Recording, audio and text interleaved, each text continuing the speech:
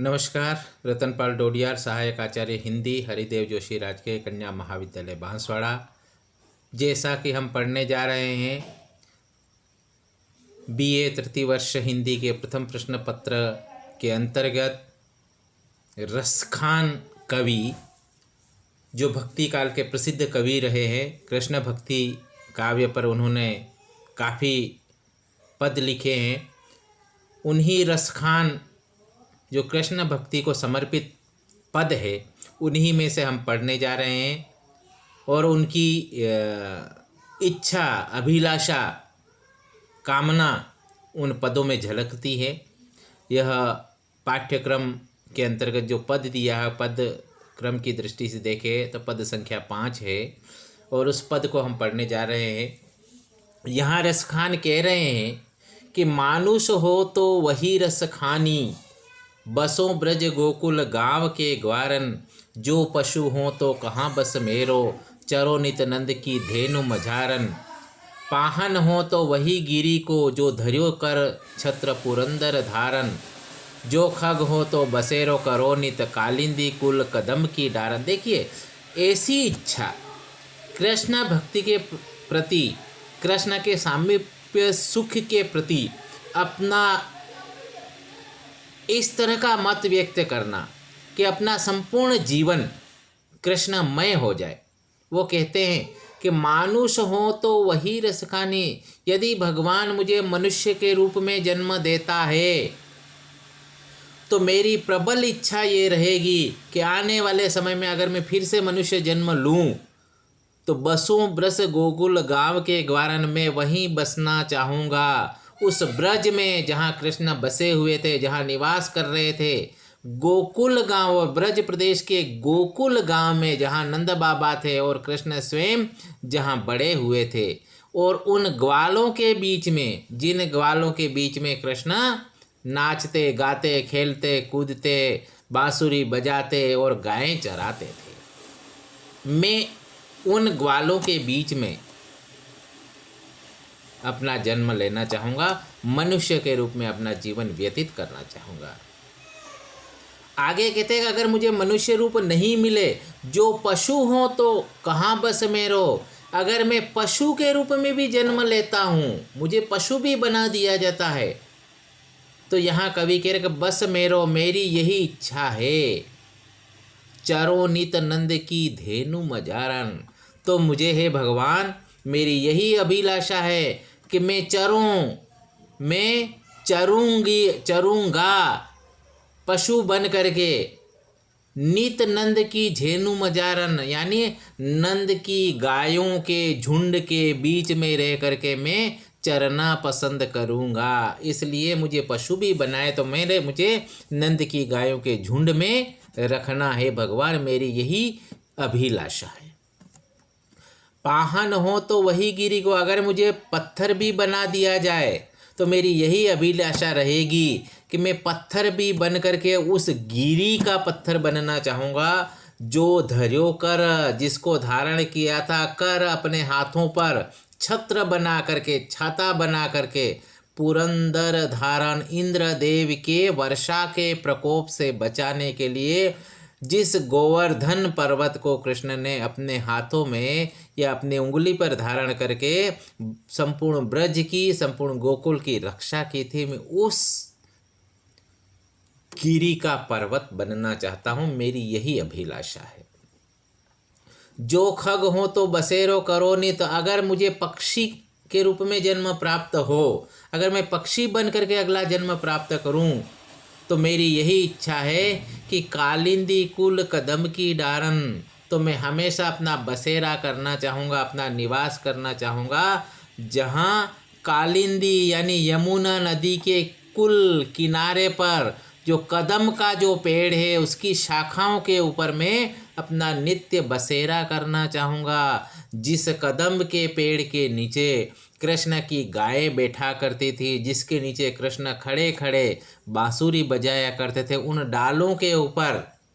मोर और अन्य जो पक्षी कृष्ण की बांसुरी की धुन सुना करते थे या कृष्ण के दर्शन किया करते थे। कहने का मतलब यही है कि हर परिस्थिति में अगले जन्म में चाहे मैं कुछ भी बनूं, लेकिन मेरी हार्दिक इच्छा यही है कि कृष्ण के सामीप्य सुख प्राप्त करने वाली उस भूमि, उस पेड़ पौधे, नदी, जीव जंतु ने जो उनका सामीप्य सुख प्राप्त किया, उसी सामीप्य सुख को मैं प्राप्त करना चाहता हूँ। बस यही मेरी अभिलाषा है। यानी कुल मिलाकर के यहाँ पर इनका यही कहना है कि कृष्ण के जीवन से जुड़ी हुई हर वस्तु मेरे लिए बहुत ही महत्वपूर्ण है। इस तरह से यहाँ पर इस पद के अंदर रस खान ने श्री कृष्ण के सामीप्य लाभ प्राप्त करने की अभिलाषा को व्यक्त, जैसा कि बताया है, किया है। इसमें काव्य दृष्टि से देखें तो अनुप्रास अलंकार आपको देखने को मिलेगा, ब्रज भाषा का प्रयोग है, और वहीं कृष्ण की भक्ति की अभिव्यंजना प्रसाद गुण और सवे या छंद के माध्यम से की गई है। इस तरह से यह पद जो एक सार्थक अभिव्यक्ति को पूर्ण करता है और कृष्ण के प्रति अपनी अटूट श्रद्धा और भक्ति को प्रकट करता है। इसी के साथ हम अगले पद की ओर जाएं तो यहाँ रसखान कह रहे हैं कि या लकुटी अरु कामरिया पर राज तिहुपुर को तजी डारूं, आठों सिद्धि नवो निधि को सुख नंद की गाय चराए बिसारूं, रस खानी कबू इन आखिन ते ब्रज के बन बाग तड़ाग निहारों, कोटि रोकल धोत के धाम करील के कुंजन ऊपर वारों। बहुत ही सुंदर ये पंक्तियाँ, जिसके अंदर रस खान कृष्ण के प्रति अपना सब कुछ समर्पित करने के भाव प्रकट कर रहे हैं। वो कह रहे हैं कि या लकुटी अरु कामरिया पर राज तिहुपुर को तजी डारो।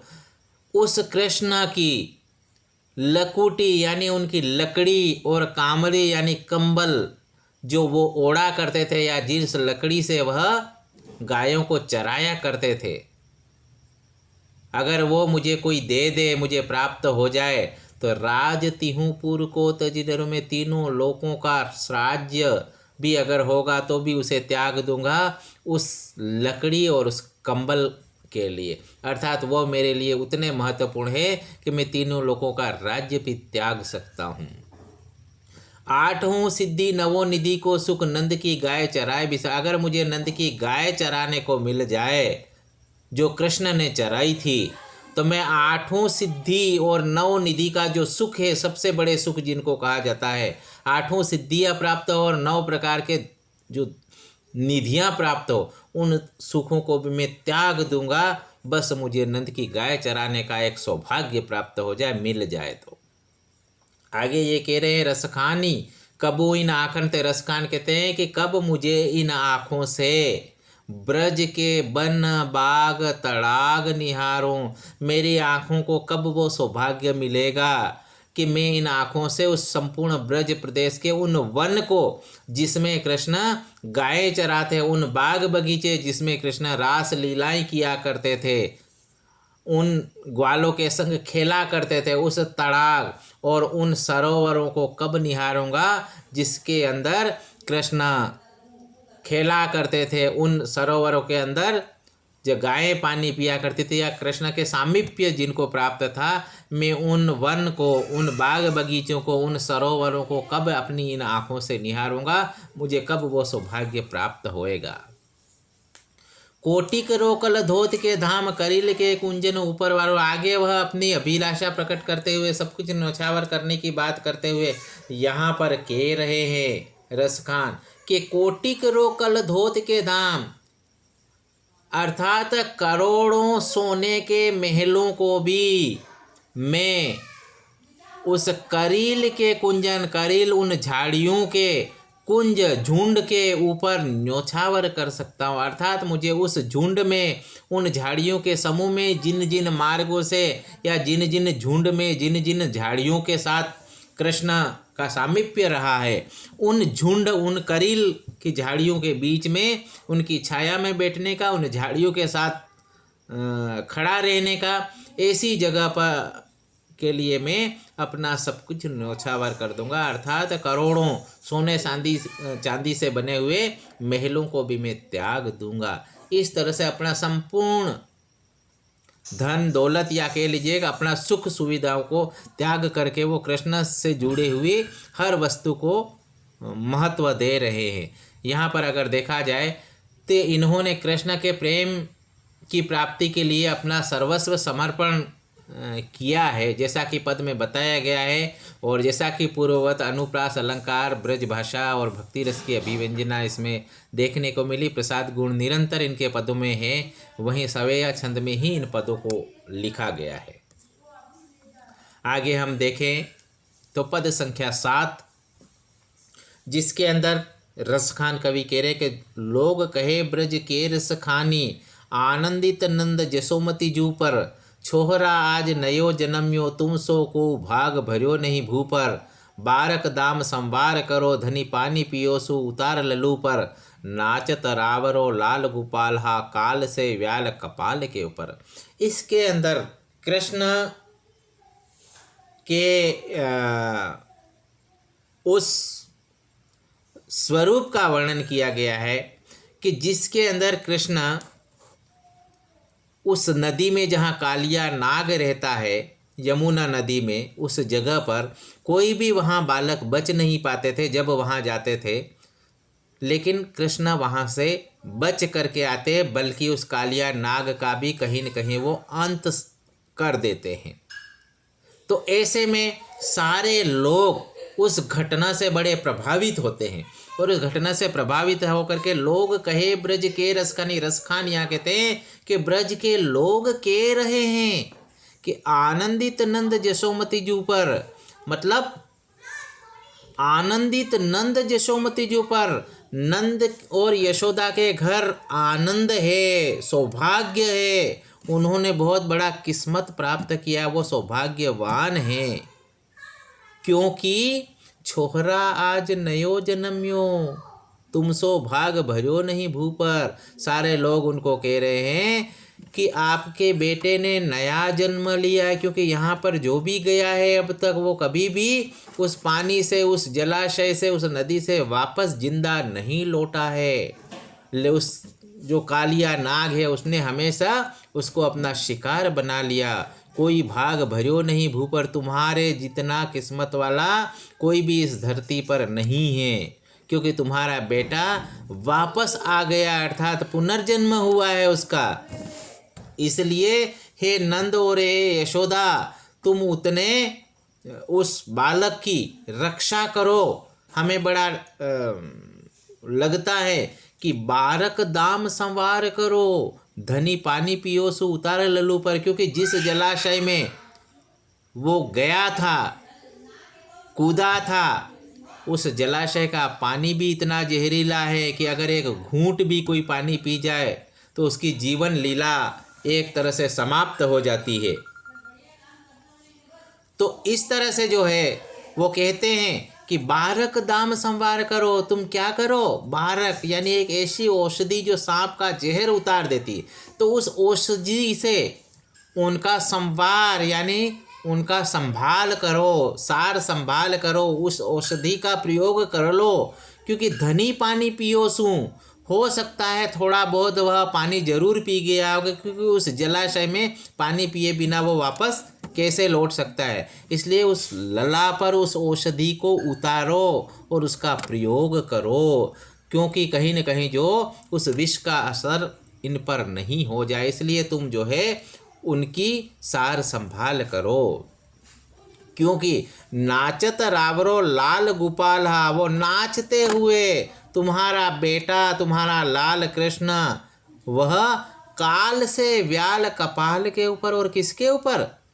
साक्षात मृत्यु रूपी सांप के कपाल अर्थात सिर के ऊपर, उसके फन के ऊपर नाचता हुआ वो वापस लौटा है। और इस तरह का यह आपका बेटा बड़ा महत्वपूर्ण है हम सब के लिए, क्योंकि आज वह वापस जिंदा आया है, उसका पुनर्जन्म हुआ है। इसलिए ये कोई सामान्य बालक नहीं है, और उसकी सार संभाल करना हम सबका कर्तव्य है।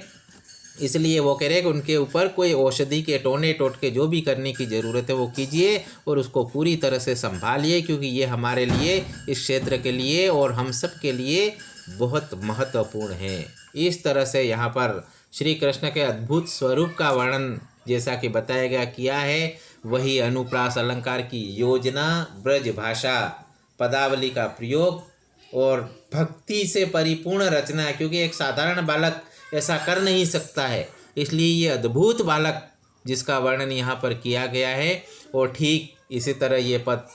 पूर्ण होता है। अब हम इसी क्रम में आगे बढ़ते हैं पद संख्या 8 की ओर। इस पद में बताया गया कि धूरी भरे अति शोभित श्यामजू, तेसी बनी सिर सुंदर चोटी, खेलत खात फिरे अंगना, पग पेंजनिया कटी पीरी कछोटी, वा छवि को रस खानी बिलोकत, भारत काम कला निज कोटी, काग के भाग बड़े सजनी, हरि हाथ सो ले गयो माखन रोटी। यहाँ कवि कह रहे हैं, कृष्ण के उस दृश्य का वर्णन कर रहे हैं कि जहाँ पर एक कौवा उनके हाथ से रोटी लेकर के भाग जाता। स्वाभाविक है कि बच्चों के हाथ से कोई बंदर है, कोई बिल्ली है, कोई कौवा है, कोई पक्षी रोटी छीन लेता है, और कृष्ण के साथ भी ऐसा होता है। लेकिन यहाँ रसखान ने उसको कितने सुंदर ढंग से प्रस्तुत किया है। वो कह रहे हैं कि धूरी भरे अति शोभित श्यामजू, श्यामजू यानी कृष्णा धूल से भरे बड़े सुंदर लग रहे, धूल से सने हुए हैं, क्योंकि वह छोटे बालक है, और धूल से सने हुए बड़े सुंदर दिखाई दे रहे हैं, बड़े आकर्षक लग रहे हैं। तेसी बनी सिर सुंदर चोटी, और ठीक वैसी ही बड़ी आकर्षक और सुंदर उनके सिर के ऊपर चोटी बनाई हुई है, चोटी दिखाई दे रही है। और वो ऐसे सुंदर आकर्षक बालक खेलत खात फिरे अंगना, आंगन में खेलते हुए, खाना खाते हुए, रोटी हाथ में लिए हुए घूम फिर रहे हैं। पग पेंजनियाँ, उनके पैरों में पेंजनियाँ पहनी हुई हैं, कटी पीरी कछोटी, और कमर में पीले रंग की कछोटी पहनी हुई है। वाह छवि को रसखानी बिलोकत, रसखान कहते हैं कि वह इतनी सुंदर छवि है कि उनको इतने सुंदर स्वरूप को जब हम देखते हैं तो भारत काम कला निज कोटि, भारत मतलब न्योछावर कर देते हैं, काम कला कामदेव की संपूर्ण सुंदरता,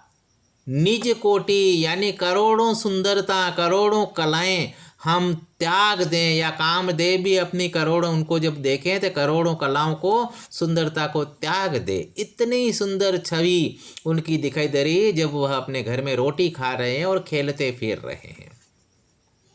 काग के भाग बड़े सजनी, हरि हाथ सो ले गयो माखन। यहाँ एक सखी दूसरी सखी से यही मानो इस पद के माध्यम से कह रही हैं कि काग के भाग बड़े सजनी, हो सकता है किसी सखी किसी सजनी ने उस दृश्य को खड़े रह करके देखा होगा और वह दूसरी को बता रही। इस बात को यहाँ रसखान कह रहे, वो कह रहे कि काग के भाग बड़े सजनी, उस कौवे का भाग्य कितना बड़ा है, कितना बड़े किस्मत वाला कौवा है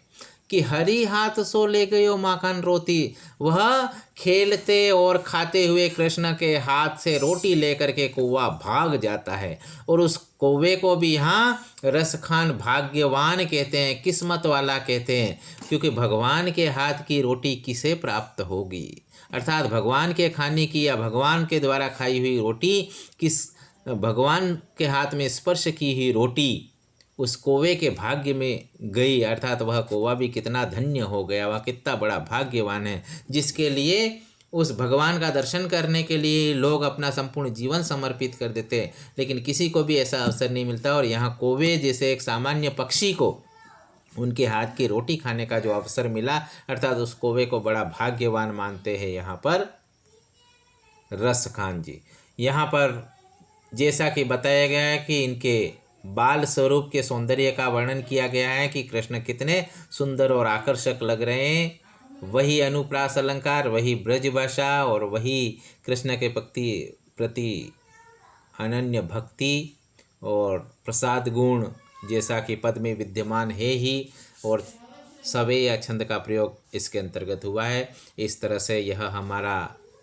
व्याख्या भाग यहीं समाप्त होता है, और आप सबको बहुत बहुत धन्यवाद।